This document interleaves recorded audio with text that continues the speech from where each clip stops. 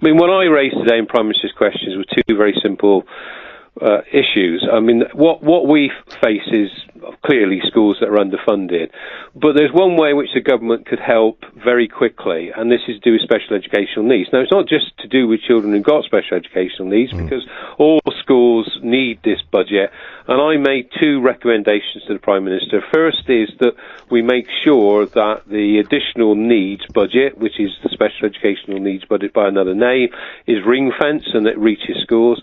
And then secondly, this idea that the schools have to pay the first £6,000 towards the education, health and care plans which children with disabilities need just seems a perverse incentive. What I've got in my area is a lot of parents who are taking their kids out of school now because they feel that they're not getting listened to and they're not getting responded to. And we've also got a very high level of exclusion. Sorry, David, where are they taking their kids to? They're home educating them. So but that doesn't... a big rise in home education, That doesn't mean they're necessarily going to get the sort of education that they need, does it? No, and the problem with that is that they will almost certainly come back into the system at some time, and they'll come back with not necessarily the right skills that we need them to have. So it's a false perspective.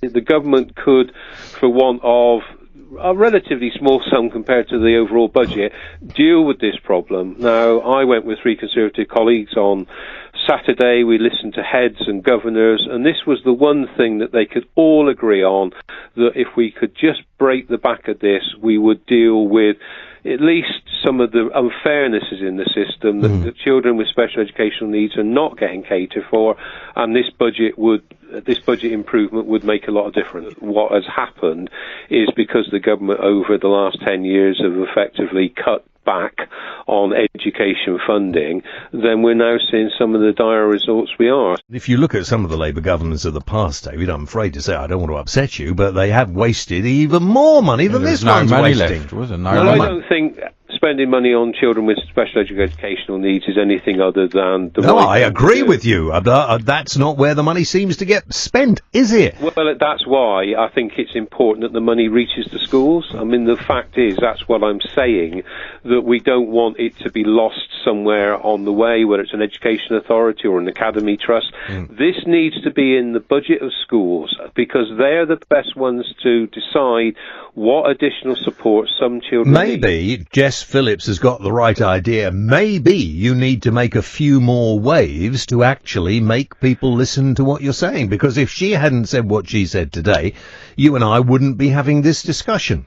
Well, maybe not, but I mean, again, I can only talk about my area, and there is a groundswell now that parents are saying they feel that the cuts have gone too far, that they're counterproductive. Now, it doesn't matter who makes a rude comment about the Prime Minister, that message is alive and well, and we have to cater for it, whether with the opposition or government. Now, you know, the government is conducting its own investigation into this. I'm just saying get on with it, and actually it wouldn't take a huge sum of money to deal with what is the biggest... And the money's there. The money is there, because Theresa May finds money for anything she wants. Give it to the DUP. Give it to Chris Grayling. In fact, give it to the Northerners. Stop it. No, I'm from the southwest. Let's not get into regional... Well, he's from Birmingham, so I don't know what he's going on about. But are all schools in Stroud, are they all suffering, or are some doing all right? They're all suffering, but the problem is that the more inclusive a school is, the more children with special needs it's taking, and therefore the more they've lost out financially, because this is where, dare I say, a lot of the cuts have been felt, and it's entirely counterproductive, because if a child ends up being home educated, then they will enter the system sometime in the future, but we're not able to provide the right quality of support. And it's just parent frustration. Parents take their kids out not because they want to come up with some wizzo idea that home education is the best thing since sliced bread. They are just at their wits' end of what to do with a child who may have mild autism or may have some difficulties in reading or whatever. They just really want that help, and at the time they ask for it, what they're told is, Wait until this plan is in place, So- which can take years. You can actually deal with the issues as they matter by listening to those who are at the sharp end, and that's teachers and parents. And they're just asking for this relatively small change. You don't have to talk about revisiting the whole education budget. This is about dealing with those children who have difficulties that are not being faced up to, and of course that affects the rest of the school, because Absolutely. what happens is that everybody in that school will suffer because the kids who need the support aren't getting it. And the problem now is we're losing a great many experienced teachers who are coming, understandably, towards their retirement, and we're not getting younger people to come in and stay. I mean, in why the would profession. why would you want to be a teacher when you get all the flack that they get as soon as they try to discipline somebody? The parent comes down and shouts at them. We spoke to a headmaster on this program the other day from a school who'd sent a little letter to a parent saying, please, or a number of parents saying, please don't get on to the teachers if you don't like something you hear they've said or they've disciplined your child. Your child will be disciplined because we want them to be better educated. And a number of parents are wasting their time complaining about their children being told they're not doing what they should be doing. We seem to have lost discipline everywhere in society. Well, I agree with that, and I think that the way to do it is that the teachers need protection, but they also need to be paid properly, and they also need just to understand that it is a job for life. Look, I did it until I became a politician. There was a mistake, wasn't there? And, it's I'm a not great saying that. job when you see those kids who can achieve, not necessarily through results, but the ones who, have achieved on the sports field or in terms of some of the things they've done in helping others people. It's the best thing that can ever happen to you in your life. So there is great joys in teaching. The trouble is that the way in which things have gone have made that all the more difficult. You see, what I think it has to be, and I've said this before, so I don't want to bore everybody too much, but teaching is surely the most important job, because without good teachers, there isn't anybody else. So you need teachers to be the most motivated people. You need them to be the best people. You need them to be respected. Teaching is not a career in this country that gets great respect. No, and that's the reason why we got so many revolving doors. That unfortunately we train up teachers, and that does take time. I mean, the idea that anyone can just go in and teach a class is a myth. But it takes time, and sadly we lose too many teachers in their 20s and their 30s. Not so much that the rewards are what drive them out, it's just the pressure of having to perform. Ofsted is a very difficult organisation. I mean, I've got one of my schools at the moment that has gone from good to special measures.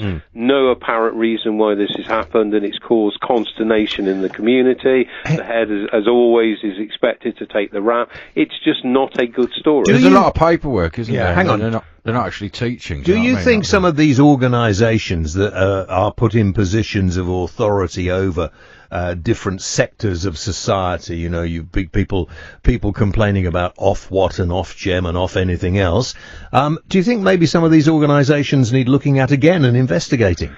Yes, because what they should be doing, it's right and proper. They inspect and they look at what is going wrong. But they then should have an advisory role of how to improve. And the problem is, once you put the boot into a school and told it it's failing, they walk away from it, they give a programme and so on. But then it's up to the school to really struggle to try and get things together. And the magic answer of this government is always join a multi-academy trust, which I'm afraid isn't the answer for many schools. So what you're doing is you're consolidating that feeling of failure, and that's not good. At the end of the day, your experience is, if you tell kids they're failing, they'll fail. Yeah. You've got to give them encouragement. Exactly. You've got to find what they're good at. And, I left school in 1969 or 68. I can't remember when it was. It was a long time ago anyway. And just when schools were modernising, and I thought, everything's going to be much, much better than this.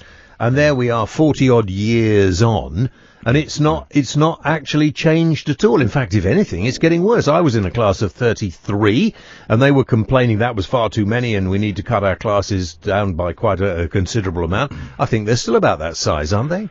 Well, we did get classes for younger children down to the 20s, and it made a huge difference. The problem is that when you've had the level of cuts we've had, the only thing you can do is either increase class sizes or just put classes together for some of the time, and that's what schools have had to do because they haven't had sufficient teachers. Isn't there something that, I mean, again, maybe it's because, and please don't take offence, but maybe it's because the opposition seems fairly weak against a government that seems fairly weak at the moment, that nothing is getting done. No opposition. Because, as soon as the government seem to want to spend money on something they need to spend it on, we've talked about Brexit, we've talked about the Northern so-called powerhouse, Chris Grayling losing all that money and the DUP getting a couple of billion. The money seems to be there. No, I agree, and that's why you can't underspend in education. Of all the areas, education and health are by far the most important. We need our healthcare, but we need to recognise that education is about how we have a future. If not, then our children will never be able to compete in the wider marketplace, and more particularly, they won't have a quality of life. I do worry about younger people who have been driven to ever greater lengths to pass more and more exams, where what they wanted is a broader education and one where they feel happier in what they're doing. I couldn't agree with you more, and I think actually going to university, which is what the goal of a lot of parents are at the moment, and passing exams and everything else is not the panacea for everything. And university might be right for a few people, but if you don't go to university, it's never affected me. And look, you went to university, and look at the state of you. Yeah. Well, not you. I'm talking about my colleague. He doesn't understand it.